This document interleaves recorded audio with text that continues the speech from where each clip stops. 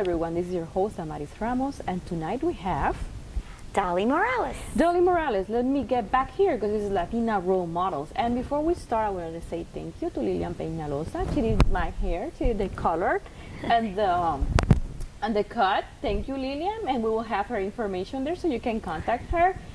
So we get to see each other at the Women's Network. The Women's Network is the last Friday of the month at 5:15, 5:30 at the East Orange Community Center. We are located at 12050 East Colonial Drive. And you also said that you find out about us because Trabajando Juntos. Right. Trabajando Juntos is a network that we have. They usually meet at Ola the last Thursday of the month. And I think they changed the times, isn't it? Yeah, I think so. I think I went during at 12, around 11 actually, one time. So if you want more information about Trabajando Juntos, it's a network that they meet. It's around Colonial area where the Colonial Plaza, the shopping plaza is, Marshall's, Ross. You can call the Ola office. So let's talk about you. Okay. Tell me, where is it that you're from? Because we Well, have never had the opportunity to really talk. That's so this true. Is the opportunity that so we yes, have. let's take advantage. Okay, so basically I am a New Yorker. You're New Yorker? Yes, I was born in the Bronx. So that's real, New Yorker. That's real. That's real. Yes, truly, Truly. truly. I was born in the Bronx, Boogie Down Bronx, and my parents are Puerto Rican. My mom is from Humacao, and my dad is from Naguabo. And so my dad says that I was born with my shoes on, because that's a saying in Puerto Rico, con los zapatos puestos. And the reason he says I was born with my shoes on is because I'm the last of 8. So I have 7 siblings, and they were all born in Puerto Rico, and I was the only one born here. Do you consider yourself Puerto Rican? Yes, 100%. Because you started saying New Yorker, so. Oh, no, 100%. No way. So how was growing up in New York, and how was growing up as a youngest child? Because the firstborn has a role, and then the lastborn also has a role. Yes, well, actually, for me it was great because all my brothers and sisters, let me just say this, my first language actually was English. How come? Because my brothers and sisters, of course, they're older, and they all spoke to me in English. And so that's the language that I actually grew up with. What were your parents? My parents, they would speak to me in Spanish, but it was kind of like, I would speak back, but it was like so broken down, it was not good. So, but basically, I never thought I wasn't Puerto Rican. I mean, I was very proud to be a Puerto Rican. And so anyway, so my father said that because my brothers, my siblings, and my mom, they suffered a lot, of course, in Puerto Rico. It was the caña time, sugar cane, and so my dad had to come first, and that was when it was like 8 hours to the trip from Puerto Rico to New York, and so it was these little small planes, and so my dad came to work as a dishwasher at the Waldorf Astoria, which is a great hotel. And so he was like, once my uncle, my dad tells us that my uncle was the one that told him to, come and work. And so what my father would notice all that food, and there was just so much food, and they would just throw it away. And so he says that he didn't even want to eat. And then my uncle was like, what? Compay, why don't come on, you have to eat. And he's like, how can I eat when I have my wife and 7 kids? They hardly have, to eat. And he says, that's precisely why you have to do it, because you're doing it for them.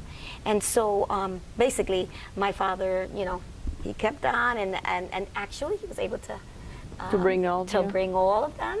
And so, Which was a big family. Very big family. And so I have 4 brothers and 3 sisters. So it's 4 and 4. With me, it's 4 girls. And so, of course, when they meet, ta-da, here I come, right? So, of course, I was born here.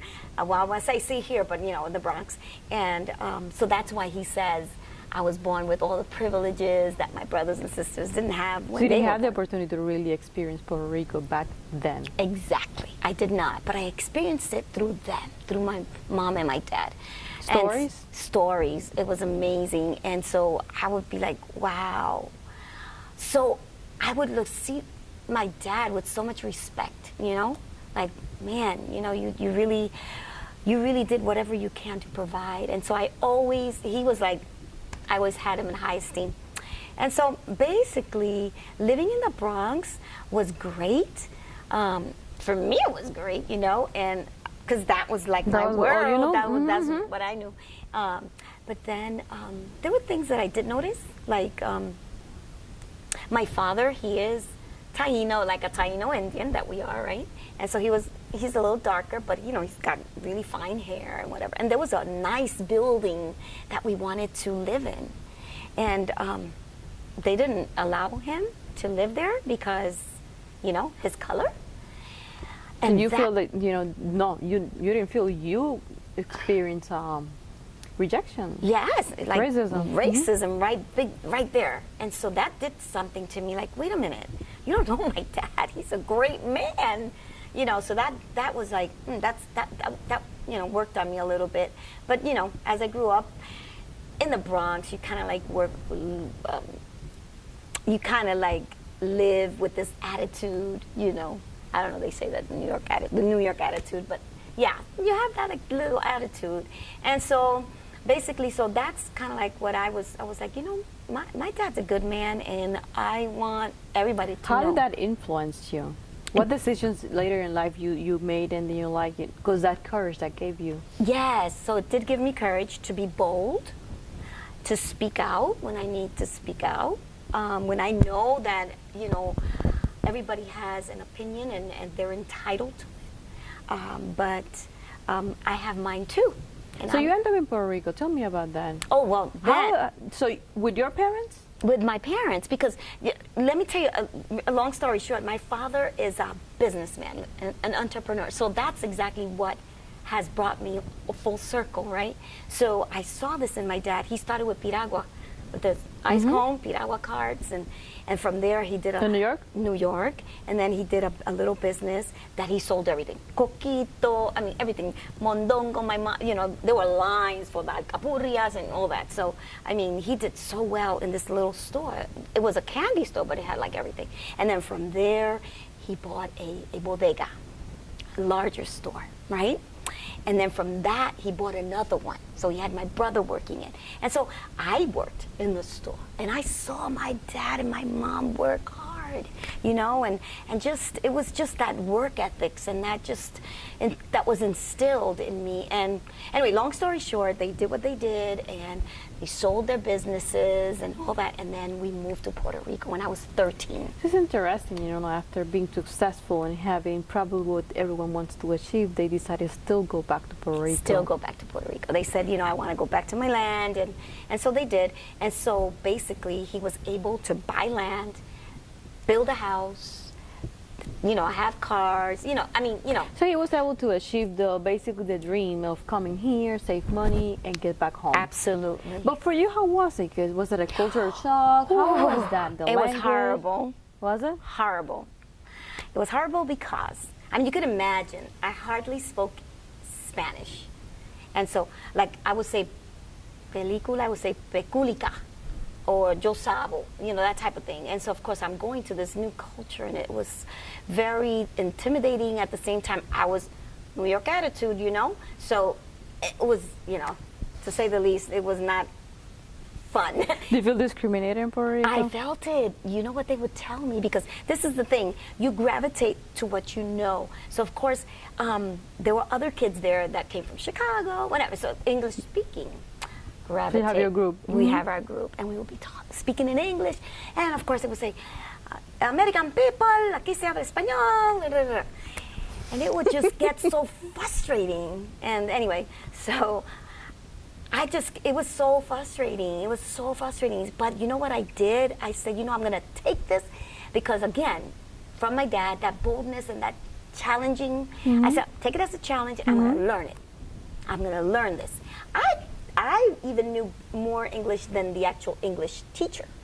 So of course I had 4 points there. So, but then I didn't know what was pareo, which is matching. I didn't know acento, esdrújula, aguda, llana. The structure of the Spanish language. Yes. I was like, what is this? But you know what? I was determined I'm going to learn it. And I would go to the library and I just started learning it to the point where I got 4 points in Spanish. So I was determined. She became an expert. Yes, I was like, I'm doing this, and I did. And I went to college, and I went to Regional de Humacao, la Universidad de Puerto Rico, and I took business administration. I majored in accounting. So I mean, that was the route that I took, and even though. Why did you decide business? Because your dad? I'm sorry? Why did you decide to go on business? I was good numbers, and I was like, yeah, maybe I want a business of my own, or. So what then made you change your mind? Because you completed the program, but then you said that you have not fully worked in that area. Well, I did some accounting. Of course I did. I also lived in New Jersey, and I worked in that, but I kind of I love people. So, So what is it that you're doing now? So now I work at Orange County Public Schools, actually, Supplier Diversity Office. And so I really work with business owners. Okay. And so particularly minority, women-owned business owners, small business owners, and also veteran business owners. So what we do is, in our program, we try to bring them to understand our process so that they also can be part of it. And so that's what we do. We break it down. With Orange County Public Schools? Yes, Orange County Public Schools. So if someone has a small business, they contact you, what is the process? Well, we do have, of course, it's a procurement process. You have to, the process would be definitely you would want to register as a vendor. You want to be able to we have our solicitations through what's called Vendor Link. It's a third party, and we utilize them. Anything that you do, whatever services you provide, you want to be able to create an account and put in all your commodities, and this way, whenever there's something out there that is posted that you can do, then definitely you can get notification. So basically, it's just setting the tone where things don't fall through the cracks, and you are aware of what's out there for you, and then you can start getting familiar. Okay, what do I do next? Like, what are the next steps? So basically, they have to go online, and what will be the website? Well, the website would be, of course, www.ocps.net. And particularly our office would be ocps.obo, Office of Business Opportunity, .net. So for those young ladies out there that are looking at you and they said, this is a story of a survivor, not just in New York, but then going back to Puerto Rico. Yes. What will be your recommendation? And then that will be our closing. Well, you know what? I just stick to what you really believe. Have those core values and stick to it. Don't let situations in life deter that, because you have a vision, you have a goal. I mean, everybody, God has given them something to do, and you have to determine that you will do that. And so there's always going to be obstacles. Things are going to come against you, but you say, I'm determined to do this. This is what I've been called to do. And then you do it with passion. You do it with so much love, and knowing that you're helping. With your heart. With your heart. That's right. It has been a pleasure to have you. Thanks for coming. It's been a pleasure. I wanted to see you again at the network, the last Friday of the month. Come on, let's yes, do ma'am. this. Yes, ma'am. Thank you. This has been Damaris Ramos for Latina Role Models. Thank you and good night.